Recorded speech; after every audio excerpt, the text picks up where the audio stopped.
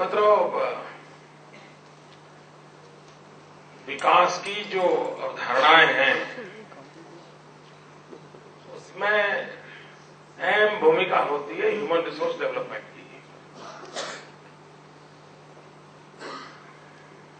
जिस भी राष्ट्र के पास ह्यूमन रिसोर्स डेवलपमेंट के लिए परफेक्ट मैकेनिज्म होगा, जितना समयानुकूल होगा, क्योंकि कभी कभी होता है क्या कि भाई काल बाह्य चीजें चलती हैं और काल बाह्य चीजें रुकावट पैदा करती हैं, विकास का तो सवाल ही नहीं उठता है। और इसलिए युगानुकूल परिवर्तन ये ह्यूमन रिसोर्स डेवलपमेंट में बहुत आवश्यक होता है। और इसलिए एक तो होता है मैकेनिज्म जो कि नॉलेज को ट्रांसफर करता रहे एक पीढ़ी से दूसरी पीढ़ी तक, और इसलिए उसके साथ सबसे महत्वपूर्ण बात होती है रिसर्च की। रिसर्च भी होती रहे, रिसर्च में भी ह्यूमन रिसोर्स डेवलपमेंट हो, और रिसर्च करने के बाद ह्यूमन रिसोर्स डेवलपमेंट की और एक नई प्रक्रिया बनी जाए। ये अगर हमारा मैकेनिज्म रहता है तो हमारी यूनिवर्सिटियां बहुत कुछ प्रदान कर सकती हैं। दो प्रकार की रिसर्च में भी प्रभाव रहता है। एक तो जिसका हमें अब तक ज्ञान नहीं था, जिसके विषय में हमें जानकारी नहीं थी, और कुछ हम नई चीज दुनिया को दे रहे हैं। अब वो बहुत रेयर होता है, बहुत रेयर होता है। ज्यादातर पुरानी चीजों को रीशेप करना, नया ब्रांडिंग करना, और एक छोटा सा उसमें एलिमेंट रहता है कि जो एक नई दिशा को खोल देता है। एक और पहलू रहता है कि पुरातन जो परंपरा है, उन परंपराओं को अगर हम भूल गए या उसमें कुछ कमियां आई है तो उन कमियों के कारण को खोजना, उन कमियों को दूर करना, और उन कमियों को दूर करके सचमुच में उन चीजों को हम अचीव कर सकते हैं क्या। और इसलिए रिसर्च का यह पहलू भी उतना ही महत्वपूर्ण रहता है। एग्रीकल्चर यूनिवर्सिटी के हम लोग हैं, मुझे विश्वास है कि आप सब वाइस चांसलर हैं और बहुत बड़े विद्वान लोग हैं, और यूनिवर्सिटीज ने भी कभी न कभी तो रिसर्च किया होगा कि यह देश कृषि प्रधान देश क्यों माना गया। इसलिए कि कोई राजनेता बोल दिया तो हमने मान लिया, इसलिए कि हम गांवों में ज्यादा रहते थे इसलिए मान लिया। कुछ तो होगा कि जिसके कारण सदियों से इस देश को कृषि प्रधान देश के रूप में माना गया। यानी यहां के सोशल वैल्यूज में क्या चीजें थी जो कृषि जीवन को इतनी प्राथमिकता देती थी। बासमती के राइस की चर्चा हो रही है, लेकिन कोई तो होगा जिसने बासमती राइस को डेवलप किया होगा, कोई तो होगा। अगर वो नेचुरल कोर्स में होना था तो इसी इलाके में नहीं होता, हिंदुस्तान के हर कोने में होता। कहीं पर हुआ मतलब प्रोसेस करके हुआ है, कोई मेहनत हुई है, कोई जेनेटिक साइंस का उपयोग किया गया होगा, कुछ तो किया होगा।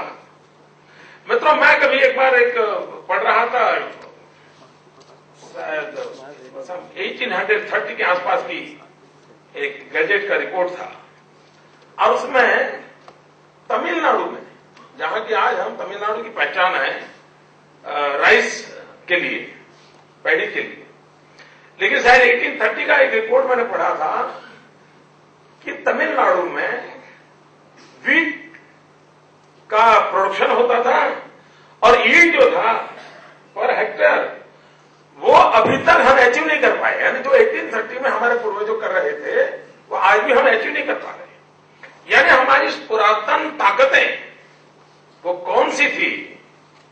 मित्रों, क्लाइमेट के हम मुख्य विषय है आपका क्लाइमेट का। मतलब दुनिया में ज्यादातर 3 ऋतुओं की चर्चा है, वर्षा ऋतु की, ठंड की और गर्मी की।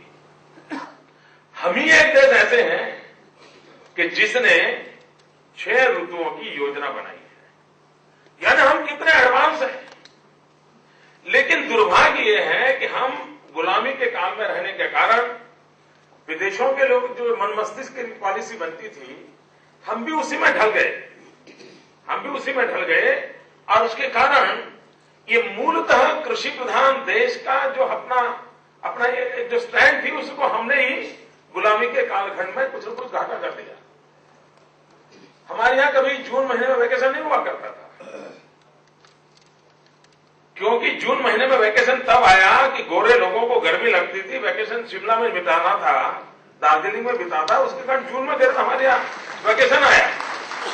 वरना हमारे देश में वैकेशन एग्रीकल्चर के सीजन में रहता था, ताकि बच्चा भी वैकेशन के समय घर में एग्रीकल्चर एक्टिविटी में वो एक पार्टनर बनता था। यानी हमारी पूरी रचना, हमारा फाइनेंशियल ईयर भी एग्रीकल्चर से जुड़ा हुआ था कि दिवाली में मौसम समाप्त होने के बाद बाजार में क्रॉप आता था, उस क्रॉप से हमारी फाइनेंशियल वर्ल्ड बनता था, हमारा हिसाब किताब। लेकिन यूरोपियन दुनिया अलग थी, उनका हिसाब किताब मार्च में बनता था, उनकी क्रॉप मार्च में आती थी। तो हमने भी मार्च में बजट ले आए देश में। इतना ही नहीं साहब, आपको जानकर के हैरानी होगी, हमारे देश में बजट शाम को 5 बजे रखा जाता था। हमारे देश में 28 फरवरी को बजट शाम को 5 बजे रखा जाता था, और 5 बजे इसलिए रखा जाता था कि उस समय लंदन में 12 बजते थे और लंदन में पार्लियामेंट शुरू होने का समय होता था, और इसलिए यहां का बजट वहां पर पारित होने के लिए हमें यह भी ध्यान नहीं आया कि देश आजाद हो गया है, अब हमें लंदन को रिपोर्ट नहीं करना है, हमने 11 बजे बजट रख सकते हैं। यानी अटल जी की सरकार आने के बाद पहली बार देश में 11 बजे बजट। मेरा कहने का तात्पर्य यह है कि हम उस सोच के कारण जो एग्रीकल्चर का हमारा जो पूरा सर्कल था, पूरा चेन था, उससे बाहर चले गए, और उसके कारण चाहे बच्चों की शिक्षा के समयकाल हो, इन सारी चीजों को हमारे यहां ये संत लोग चातुर्मास में भ्रमण नहीं करते थे। क्यों नहीं करते थे मित्रों? चातुर्मास में भ्रमण नहीं करते थे, इसलिए नहीं करते थे, वो चातुर्मास में जब एग्रीकल्चर का काम रहता है, वर्षा रहती है, एक तो पानी के कारण कहीं संकट भी हो सकता है, वो तो जीव बचाव वाला मामला था, लेकिन साथ साथ ये भ्रमण करते करते एक प्रकार से ऋषि मुनि, ये संत महात्मा भी एग्रीकल्चर एक्टिविटी में लोगों को नॉलेज ट्रांसफर करते थे। तो एक इलाके में रहते थे और वहां के किसानों के साथ, कृषि की एक्टिविटी के साथ 4 महीना उसी जगह में रहते थे और हर चीज का ऑब्जर्वेशन करते थे। मित्रों, हमने अपने आप को जितना तोड़ा, जितना अपने आप को मरोड़ा, जितना अपने आप को हमने रूट से दूर कर दिया, उतनी मुसीबतों को हम भोगते चले आए हैं। और इसलिए इतने बड़े बड़े लोग यहां बैठे हैं, तो मैं प्रार्थना करूंगा कि कभी तो यह देश कृषि प्रधान देश के रूप में क्यों माना गया था, वो कौन से साइंटिफिक रीजंस थे, वो कौन सी परंपराएं थी, वो कौन से वैल्यूज थे।